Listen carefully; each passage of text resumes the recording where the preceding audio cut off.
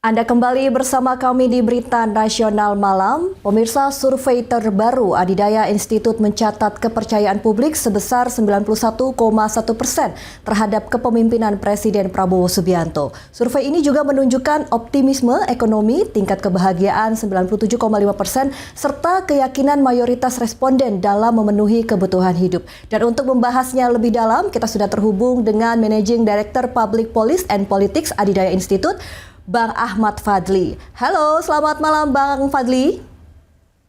Selamat malam. Assalamualaikum warahmatullahi wabarakatuh. Waalaikumsalam warahmatullahi wabarakatuh. Bang Fadli, langsung saja nih Bang terkait survei ya Bang ya. Apa sih temuan utama yang paling menonjol dari survei Adidaya kemarin hingga menghasilkan angka kepercayaan publik mencapai 91,1%? Dan kalau boleh tahu metode survei apa yang digunakan Bang? Ya, saya mulai dari metodenya ya. Jadi terkait dengan survei public mood ini, saya kira mungkin baru beberapa lembaga saja yang melakukan, tapi surveinya dilakukan secara online. Dan kami coba merintis survei public mood ini mulai dari offline, dan ini berbeda ya, punya diferensiasi dengan survei kepuasan publik, karena public mood itu kita mencoba untuk bagaimana melihat ya, berkontribusi terhadap masyarakat. Kalau selama ini public survei yang dilakukan itu merupakan survei pesanan atau survei orderan dari suatu lembaga maupun personal. Namun kalau kami dari sebagai lembaga research dan think tank itu ingin berkontribusi terhadap masyarakat, dan standing posisinya berada di masyarakat. Karena itu riset pertama yang kami lakukan adalah bagaimana mengetahui suasana hati atau mood publik ya, warga negara Indonesia. Kemudian karena ini survei public mood, maka dari sisi metodologinya itu tentunya juga berbeda dengan survei kepuasan atau survei opini publik. Misalnya kalau survei mood publik itu kami meminta kesediaan masyarakat untuk membacakan statement atau willingness to statement, bukan willingness to question. Sementara kalau untuk kepuasan itu willingness to question. Kemudian teknik wawancaranya lebih in-depth ya, lebih mendalam. Sementara untuk survei kepuasan dia lebih general.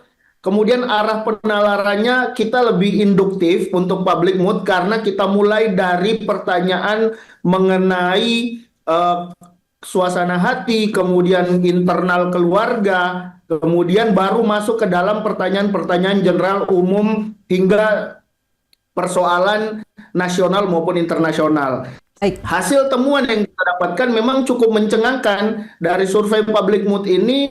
Ternyata masyarakat Indonesia itu punya suasana hati yang cukup baik ternyata terhadap 1 tahun kepemimpinan Presiden Prabowo Subianto. Ya, nanti angka-angkanya mungkin kita akan coba jelaskan berikut. Oke, ya tadi terkait angka kan ada 91,1% begitu ya Pak ya. Apakah ini ada faktor atau program tertentu dari pemerintahan Presiden Prabowo yang menurut Bapak atau Abang Fadli tadi ya paling mempengaruhi tingginya kepercayaan publik begitu Bang?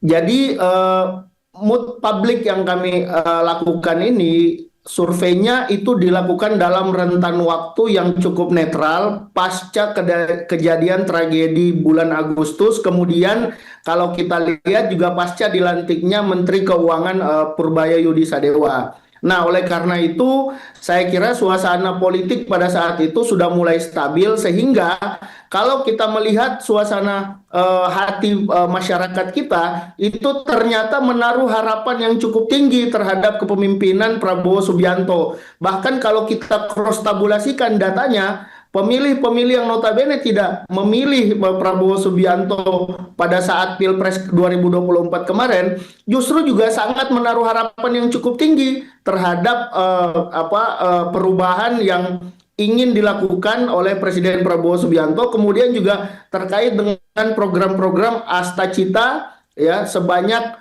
kurang lebih 82,5% itu publik menyatakan bahwa mereka itu suka dengan program unggulan Asta Cita Presiden Prabowo. Seperti itu. Baik Bang, survei kan juga mencatat optimisme ekonomi yang cukup tinggi. Bagaimana sebenarnya responden memaknai potensi pertumbuhan ekonomi hingga 8% tahun depan?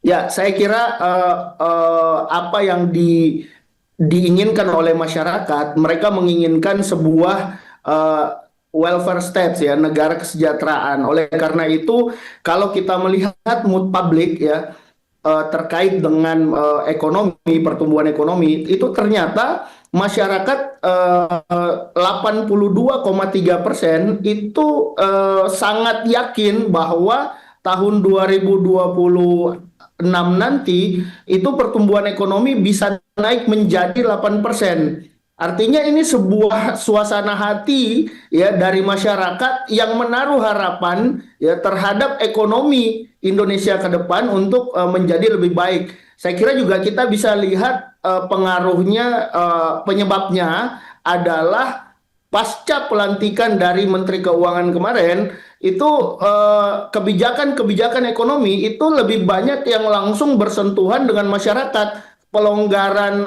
soal masalah pinjaman, kemudian distribusi keuangan dari pusat ke daerah ini cukup membuat masyarakat ekonomi di desa-desa itu cukup menggeliat, apalagi dengan program-program yang saat ini sedang berjalan ya, makan bergizi gratis, kemudian Koperasi Desa Merah Putih, ya kemudian sekolah rakyat itu pendistribusian dana dari pusat ke daerah itu cukup kencang. Oleh karena itu masyarakat sangat optimis ya, publik sangat optimis bahwa pertumbuhan ekonomi itu akan naik 8% tahun depan. Nah, optimisme ini saya kira ini merupakan sebuah angin segar karena ini sebuah penyemangat ya bagi tidak hanya masyarakat saja tapi juga supporting system dari masyarakat kepada pemerintah yang notabene adalah pengambil keputusan bagi keberlangsungan pertumbuhan ekonomi Indonesia.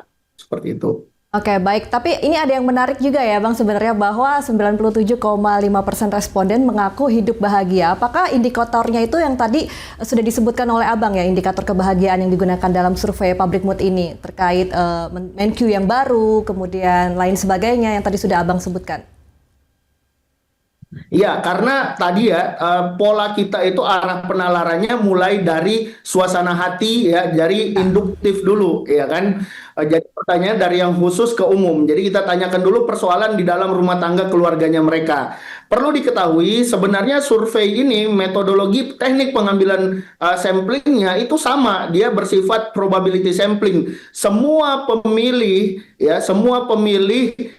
Presiden pada 2024 kemarin itu memiliki kesempatan yang sama untuk menjadi responden. Nah, oleh karena itu, kami hanya mewawancarai orang yang memang menggunakan hak pilih. Makanya basis datanya adalah basis data pemilih Pilpres 2024. Nah, setelah itu, setelah mendapatkan samplingnya, kemudian kita menggunakan multi-state dan systematic random sampling untuk mendapatkan nama-nama by name by address si respondennya. Nah, ternyata mayoritas masyarakat Indonesia walaupun dengan kondisi ekonomi yang habis-habisan kemarin ya, setelah pasca kerusuhan bulan Agustus, kemudian sebelum dilantiknya Menteri Keuangan, itu mereka ternyata menunjukkan optimisme yang cukup positif mood publiknya. Nah, saya kira 1 tahun kepemimpinan Presiden Prabowo ini public mood harus bisa dijaga ya, bagaimana pemerintah itu memberikan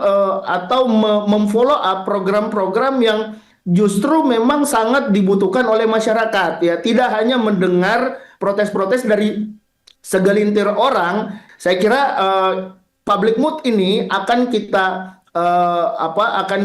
lakukan lagi kurang lebih mungkin 3 atau 4 bulan ke depan, sehingga kita bisa mengetahui bagaimana tren mood publik terhadap kebijakan yang dilakukan oleh pemerintah. Jadi untuk hari ini ketika kita melakukan survei, suasana hati publik itu sangat bahagia sekali, sangat bahagia. Baik, sangat menarik sekali ternyata surveinya ya tentang mood dari warga negara Indonesia ya, Bang Fadli ya. Oke, baik, terima kasih Bang Ahmad Fadli, Managing Director Public Policy and Politics Adidaya Institute atas pemaparannya. Selamat malam, Bang. Selamat malam, terima kasih. Assalamualaikum. Ya, pemirsa, dari pemaparan yang sudah disampaikan, survei tentunya menunjukkan kepercayaan dan optimisme publik yang tinggi terhadap agenda pemerintah dan prospek ekonomi juga menjadi masukan penting agar kinerja pemerintah di bawah kepemimpinan Presiden Prabowo tetap konsisten ke depan. Jangan kemana-mana pemirsa, karena usai jeda berita nasional malam, Basik akan kembali dengan beragam informasi menarik lainnya.